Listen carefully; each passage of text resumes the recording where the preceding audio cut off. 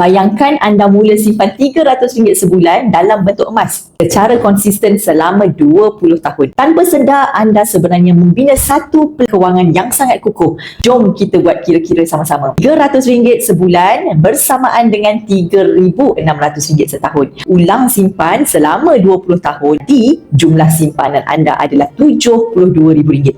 Tapi ini bukanlah simpanan duit biasa. Ini adalah simpanan dalam bentuk geram dan yang mana nilainya meningkat dalam jangka panjang. Sejak 20 tahun yang lalu, harga emas naik secara purata 10% setahun dan RM72,000 tadi boleh berkembang menjadi lebih RM200,000.